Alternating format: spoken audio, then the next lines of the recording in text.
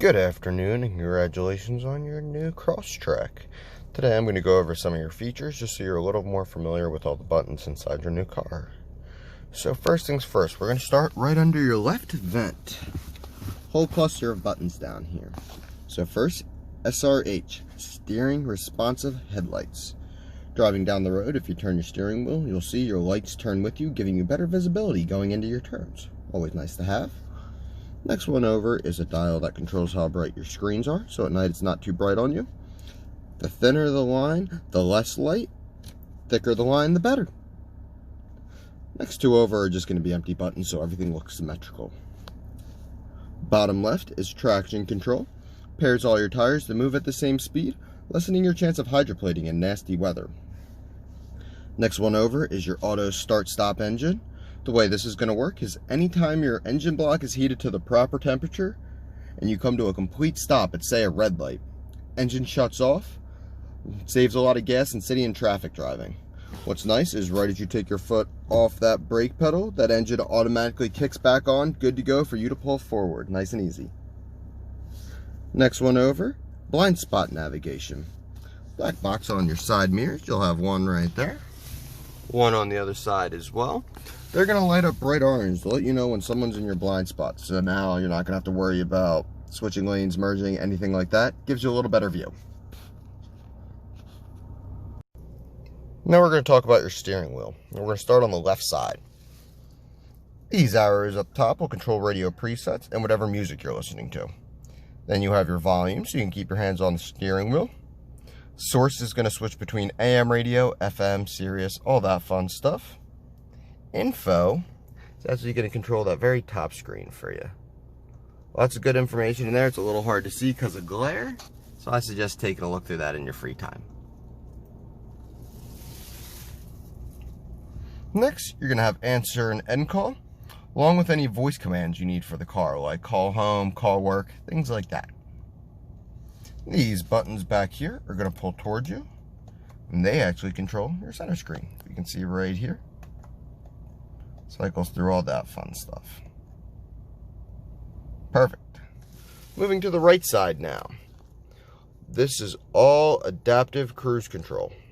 I don't suggest using adaptive cruise control within the first 1,000 miles or so. That's just because your car has a grace period where you're going to want to be careful on acceleration and braking, just for the fact that new car, it could play a little bit into miles per gallon. That's going to go with your traction or with your cruise control as well. But for when you are ready to use it, top right turns it on, nice and easy. It now shows us up there that it is on with the car with the white lines. Each one of those white lines is approximately a car length. You can have as many as 4, as low as 1. This is what's going to add that space. This one takes it away. So as you can see, the spaces are dropping. This is going to be lane keep assist while you're in cruise control. Then you're going to have 2 different drive modes, Intelligent and Sport. Intelligent's going to save you a little bit of gas. Sport's going to give you a bit more of an initial pickup. You can always tell which mode you're in. Right next to it says what gear. You can see there's a little I next to that P for park. That I stands for Intelligent. If I hit the S, switches over nice and easy. S is going to be more for switching lanes, merging, things where you need that little extra pep to your step. Next, we're going to talk about down near your gear shift. Nice and easy. You're going to have your heated seats, one for either side. Always nice to have. They have 2 different modes. Up top for high, down low for low. Right in the middle, we'll turn them both off, and you'll see neither orange light are on, which means you're good to go. You're also going to get X mode. X mode is going to be your off-roading feature. Most important part of X mode is you can't go over 15 miles an hour. It's not going to let you. When you hit that down, I'll let you know real nice and big up here that it's turned on. I tell everyone that's meant for all terrain other than asphalt.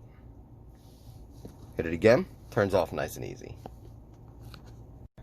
Now we're going to talk about your touchscreen a little bit. First things first is your phone. This is going to be where you're going to want to pair your phone via Bluetooth. All you would have to do is hit yes, go into your phone's Bluetooth settings, look for Subaru BT and available devices, select it, and then it gives you a walkthrough step-by-step process.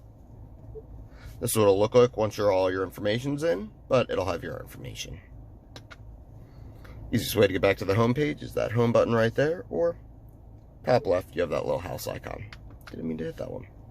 Next, apps is anything compatible with both your cell phone and the car. That's going to fall under Android Auto, Apple CarPlay, My Subaru, Subaru Starlink, all that fun stuff. I'm actually going to go over Starlink and My Subaru on a different video, so stay tuned for that one. Next is your GPS. Nice TomTom system, always nice to have. All you have to do is the menu. First option, search for destination. Then you would just type away. You'll also see if you go into menu, you can go into previous addresses. And this is going to be where you set your favorites. You can set your home address, all of your recent. That'll all pop up in there.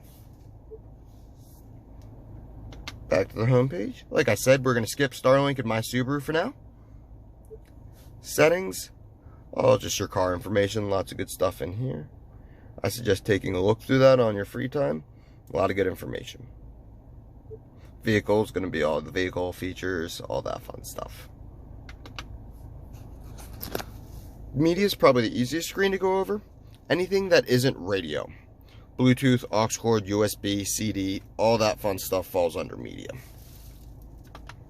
What's also nice is you will have multiple pages. Just like on your phone, you can swipe left and it'll pull up another screen. You're going to have 3 different screens. Purpose of that is for the add shortcut. Just like all of these icons, you're actually going to be able to add icons that you set personally on this screen.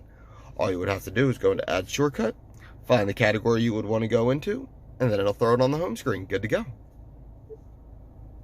And finally, your radio. So what's nice about your radio are your radio presets. You can mix match these with AM, FM, Sirius, no order, whatever you find most convenient.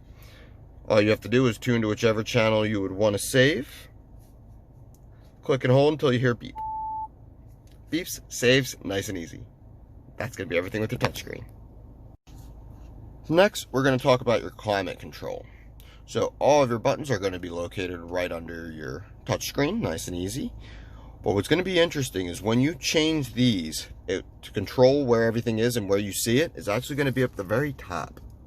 You can see those numbers changing right now. It's a little awkward to see just from glare, but that's going to be where everything's located and you're always going to see what you're working with there.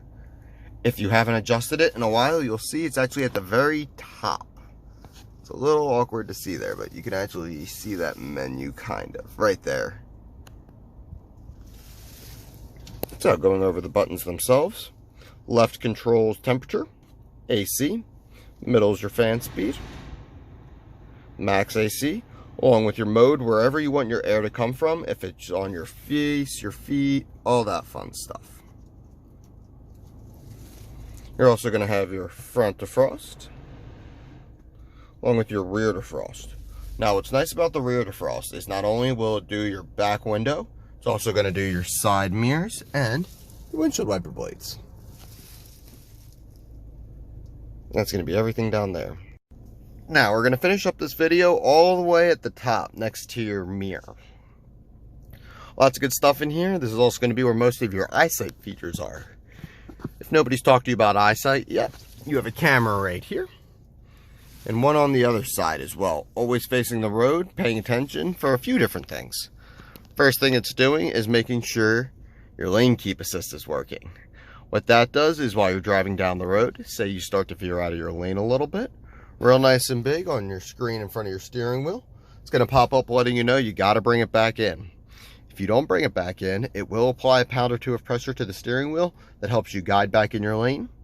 Only a pound or two, real easy to override if there's ever a detour and you have to get into that left lane. Just going to feel like your steering wheel is a little heavier.